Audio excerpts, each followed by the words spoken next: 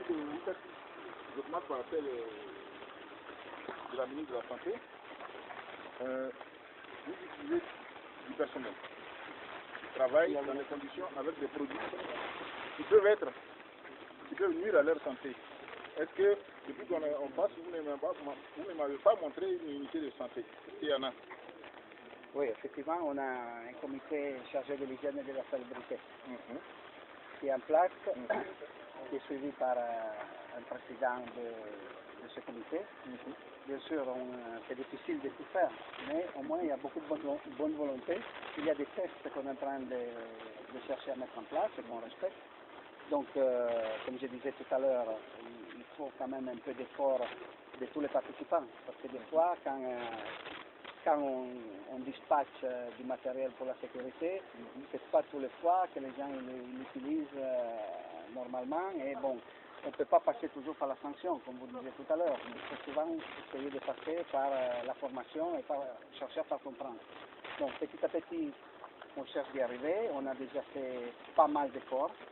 Il faut dire aussi que bon, on est dans une société, on est dans une activité qu'il n'y a pas trop de produits nuisibles. Bon, le bois, on sait que c'est pas quand même un produit très nuisible. Pour ce qui concernait les produits qu'on utilisait autrefois pour le traitement du bois, aujourd'hui c'est des produits qui, depuis quelques années, ils ont été interdits dans le pays, donc on les utilise presque plus. Enfin, on les utilise plus parce qu'on les trouve plus sur le marché. Donc, c'est ce qu'on est en train de faire maintenant. Mais, enfin, je veux préciser ma pensée. Oui. Vous utilisez du personnel. Exact. Le bois peut glisser, tomber sur les pieds de quelqu'un. La colle que vous utilisez, il y a de l'éther dedans. Des produits qui permettent à la colle de durcir rapidement, mais qui sont aussi nocifs pour les poumons. Il y a la sciure de bois et tout. Est-ce que vous-même, sur votre site ici, vous avez une petite unité d'intervention au niveau? Oui, monsieur le ministre. C'est lui le responsable. C'est moi le responsable, donc c'est bon, je me permets d'intervenir, d'apporter des précisions. Précisez-nous. Oui, tout à fait, monsieur le ministre. Comme il est prévu dans la réglementation, on a un centre, je tiens à dire aussi que pendant la période de crise, l'hôpital d'Azopé n'était pas en fonction au 100%, et tous les parents, les enfants et la famille des travailleurs, ils ont bien utilisé notre centre ici.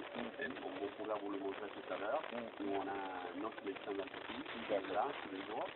On a deux infirmières, trois, parce qu'il y a les cas, donc ils sont présents sur le site pendant toute la journée. D'accord. Donc je crois pouvoir répondre à madame la Non, c'est bien ça pour assurer madame la ministre de la Santé. On est parce que, vraiment... non seulement madame la ministre de la Santé, mais le ministre d'État chargé de l'Emploi. Parce qu'il y a aussi la TNPS concernant les accidents du travail. Bon.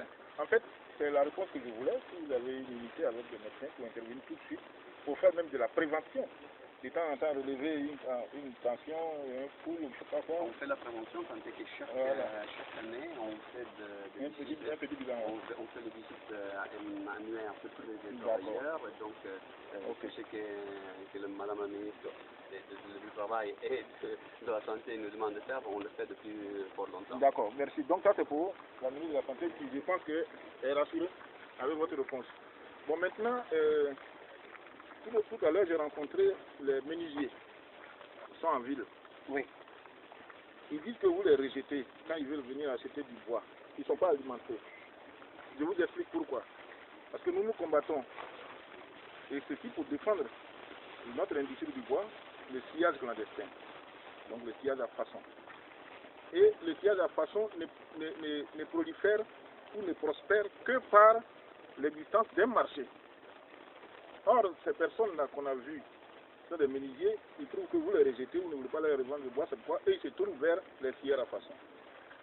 Est-ce que ici, c'est vrai que vous les rejetez, ou alors est-ce que vous avez prévu de les alimenter en matière première, en bois? Merci, monsieur le ministre. Vous savez, ça, au fait, je pense que c'est un faux problème. Le vrai problème, c'est que quand on construit ou quand on fait quelque chose pour la construction, pour une maison, pour des meubles, si c'est de l'aluminium, si c'est des manilles, je m'excuse, ou bien si c'est le décès, La plupart des fois, c'est porté par l'étranger et donc les gens ils mettent le prix du marché. Quand c'est les bois, il y a cette idée que, bon, comme on a les bois chez nous, il faut qu'on les paye moins cher. Le vrai problème, c'est que les gens, ils disent qu'ils viennent nous voir, mais c'est pas vrai. Bien sûr, on est des sociétés, on ne peut pas accueillir 100 menuisiers ou 20 menuisiers tous les jours. Mais les mêmes menuisiers qui vous ont parlé, la plupart des fois, ils parlent à des grossistes. Ces grossistes, pour la plupart des fois, ils ne viennent pas chez nous parce que ça les arrange.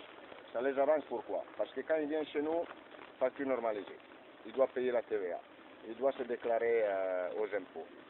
Il doit payer le prix normal parce que nos bois ils sont séchés la plupart des fois, ils sont quand même traités. C'est vrai que M. Maurice il a dit qu'on n'utilise plus les traitements d'autrefois, c'est-à-dire les traitements nocifs, mais il y a des traitements aujourd'hui qui sont en norme CE qu'on utilise normalement. Donc le résultat c'est quoi? C'est que vrai, peut-être l'usager va le payer un peu moins cher, mais après il se retrouve avec de la charpente qui bouge, de la charpente qui vient vite attaquée par les bêtes et par les moisissures. Donc en fait il a fait tous les efforts, parce que ce n'est pas la charpente qui coûte plus cher que la tôle, c'est la tôle qui coûte plus cher que la charpente. Et après quelques années, tout bouge, il commence à pleuvoir dans la maison, on doit faire ceci, on doit faire cela. Comme je vais intervenir tout à l'heure, on est en train de parler d'une petite communauté, que c'est juste les scieurs à façon et c'est juste les commerçants, parce qu'il y a beaucoup de commerçants qui par contre ils nous achètent les grumes, ils font les scier dans les scieries habilitées à Abidjan pour vocation. Et il y a des gens aussi qui viennent chez nous quelquefois nous solliciter. Tous les autres, en fin de compte, ils font quelque chose de nuisible à la nation entière, même à leurs clients, juste pour gagner un peu plus. C'est pas vrai qu'on n'est pas... Combien de fois on se retrouvait devant... Ça va être le 4e fois qu'on se trouve devant un préfet, il nous pose la question. Dans les 10 jours qui suivent, je vois personne. Dans les mois qui suivent, je vois personne. Ils sont bien dans leur système, et puis ils veulent pas changer. Ça, c'est la réalité. Bien sûr, si vous venez nous demander un bois, le coût de transformation est élevé, les coûts d'exploitation, si tu les fais selon les normes et la réglementation de la Côte d'Ivoire, c'est quand même élevé. On a des transports, on a des débardeurs, on a beaucoup de frais. Et puis après, si le monsieur il vient nous dire oui, mais moi en brousse, je le paye la moitié du prix, mais en brousse, on ne paye pas le... Tout à l'heure, je m'excuse, vous parlez de sécurité et de sanité, bonne sanité dans nos emplois. Mais est-ce que vous avez déjà pu voir les pauvres manœuvres qu'avec la planche sur la tête, ils vont jusqu'au lieu de chargement? Est-ce que vous avez vu les scieurs clandestins, dans quelle situation ils travaillent? Ils n'ont pas ils ont des faibles salaires. Ils n'ont pas de couverture synthèse, ils n'ont aucune sanité. Donc moi je m'ostine à dire que bien sûr on doit écouter tout le monde, mais ça c'est une petite communauté de personnes qui veut faire son business à la face et contre les intérêts de tout le monde. D'accord, écoutez, vous savez, nous on lutte contre le pillage à façon. Et il se trouve qu'il y a une population qui vit sur le fonctionnement du pillage à façon. Donc, les petits menuisiers que nous avons vus, qui nourrissent des familles, qui ont des emplois aussi là-bas. Donc, ceux-là, autant nous voulons vous protéger, donc en interdisant le pillage à façon, autant il faut qu'on ait des mesures d'accompagnement pour que ces menuiseries-là fonctionnent pour préserver aussi leurs emplois. Donc, c'est ce qu'on dit. Donc, selon vos explications, je comprends que vous voulez qu'on discute. On peut en discuter, bien sûr. Donc, où est l'inspecteur général?